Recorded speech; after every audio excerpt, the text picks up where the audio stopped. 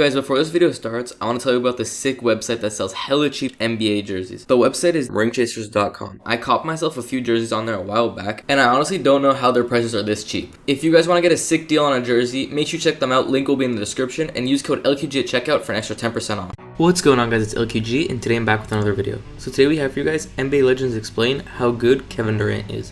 So again, Kevin Durant is another really requested one that I've been getting recently, and today I finally have the video for you guys. If you guys have a player you want to see me do next, make sure to let me know down in the comments below, and I'll keep bringing these videos to you guys. But also make sure to smash the like button on this video. Let's see if we can hit 100 likes. And also make sure you guys subscribe to the channel. We are releasing daily videos for all of 2021, so make sure you don't miss out. With that being said, let's get an NBA Legends explain how good Kevin Durant is. Any chance of Durant, eclipsing LeBron or passing LeBron? He doesn't have to. When we talk about basketball 20, 30 years from now, we're going to talk about Durant. We're going to talk about him being one of the all-time greats. Kevin Durant, we have similarities. I mean, size-wise, I was thin, he's thin. He's taller than I am. He can put the ball on the floor. He can shoot the ball from anywhere. I mean, so he has similarities. What about Kevin Durant? What do you think about Kevin Durant? Yeah, you talk about these two and you're battling who's the best, and Kevin Durant is going to sneak in the back door. So gifted, comes down and just pulls up and knocks it in. But at the other end, they had to get the 2-for-1, and then they had to foul the moment it hit Draymond Green. Oh, he came back one season and it became the toughest matchup that I've had to deal with in my entire career outside of Tracy McGrady. Tony Allen was the toughest guy to defend you. Who was the toughest guy to defend? Kevin Durant. Okay. Kevin Durant. That was the one that I retired without really having to being able to figure out what it is that he, how I can stop him. Why? When he first came in the league, he was easy to defend because he couldn't go right and shoot. He used to kind of shoot across his face.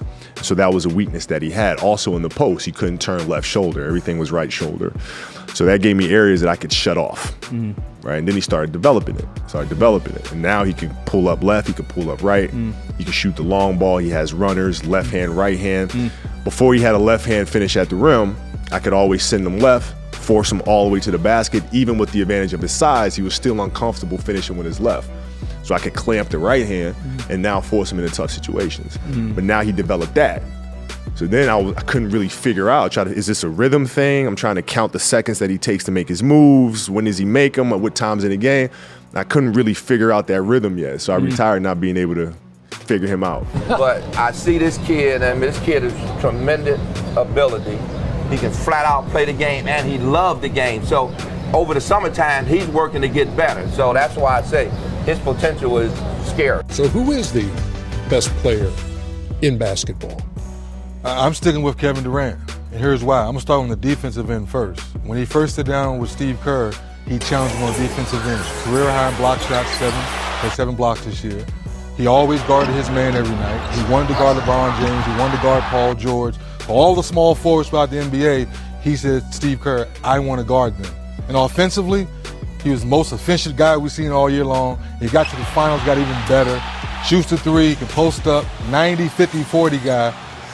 Right now, he has to be the best player in the league because he dominates on both ends of the floor. Kevin, I think, is in the right there with Kawhi Leonard as the second best player in the league. I think what people don't understand is the game was easy for Kevin because of the supporting cast. Like, they make his life easier. And first of all, I'm not comparing myself to Kevin Durant, but I can actually sympathize with the situation because I was a much better player in Philly. But when I went to Phoenix, I got MVP. And if you go back and look, that was like the worst statistical year I'd had in like 6 years. But the difference was Dan Marley, Kevin Johnson, Mark West, Sid Ceballos, those guys. So me getting my 25 points a night was really easy. When I was getting 29 in Philly, it was like a full job. But when you play with better players, Ernie, the game becomes so easy. So, to piggyback on Dennis's point, yeah, he could play defense because he had to score every basket. So that frees you up to do other things. But Kevin Durant is a great player, but his life is a lot easier because of Clay and Steph. Now, if you're talking about just a one-on-one contest in terms of them playing in the backyard one-on-one, I think we all would pick Durant in a one-on-one contest. He is probably the most elite scorer in NBA history. When you look top to bottom, let's say guys like, you got Will Chamberlain, of course, did a lot of things inside, Karl Malone, Jordan, mid-range inside, but KD shoots the three. He's elite in transition. He gets to the line. He can score inside. So the best scorer in the history. Here we go again. Of the history. Just the most dynamic scorer in the history. The way he goes about it. I mean, of course, these people score more points probably on average, but when you look at his total package, you know, I mean, he's his closest thing. And you know what? I will throw Tracy McGrady in there also. These guys, they're 6'9", 6'11", can shoot the three, can finish on the break, can pass like magic. I mean, these guys can do it all. And KD's 7 feet. He's 7 feet tall. He can handle like a guard. I mean, tell me what player in NBA history at 7 feet, you know, you had Dirk who transcended the position. Yeah, but the question isn't who is the best 7-footer. The question is. But the way he does it at his size is unique and something we've never seen. But MJ, Kobe, now I'm gonna tell you what he has over there. The long ball.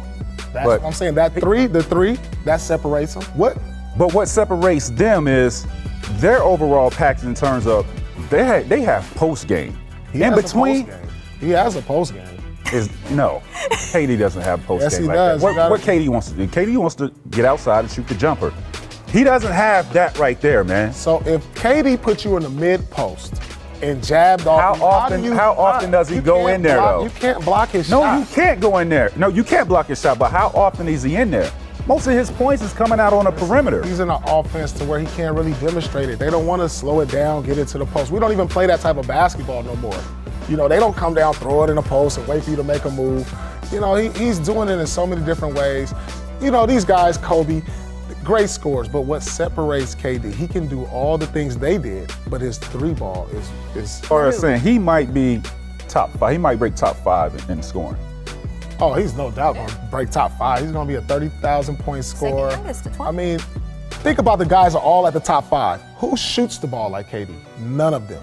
Jordan, Kobe, Malone, Kareem. Correct. None of them can shoot the ball like him. And he's a 7-footer, putting it on the ground, playing like a point guard. Nobody, like Kobe is similar to Jordan. Kareem is similar to Shaq. I mean, these guys did it how they did it inside.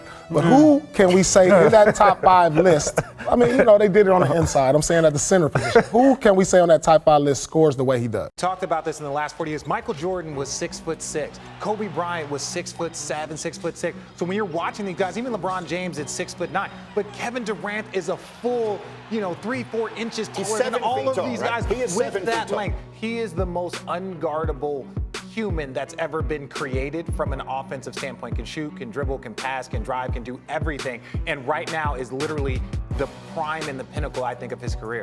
Remember last year we were doing the touchscreen where I told you that Kawhi Leonard's standing reach was 8'10", just him standing up, and I brought out the roll tape and we showed Kevin Durant scoring over him, and I said he's the most gifted player the league has ever seen. Like, I stand by my comments because I said this last year. How about this? PJ Tucker has done the best job in over a month guarding him because KD shot 44%. Do you know what percentage KD has been shooting over the past month from the field? 67% from the field. And he's taking shots like we're about to show, one-legged runners away. Like, watching him work out throughout the summer, Greeny, I'm telling you, the shots that he practiced, that he's been able to master. And with his size, with his length, with his ability to go into his bag, understanding from Dirk, other players, it's the most gifted thing I've ever seen. So that's it for this video, guys. I want to thank you guys so much for watching. If you did enjoy, make sure you leave a like and also subscribe to the channel. Like I said at the beginning, we're releasing daily videos for all of 2021, so you don't want to miss out. And yeah, I'll catch you guys on the next video. Thank you guys for watching and have a great day.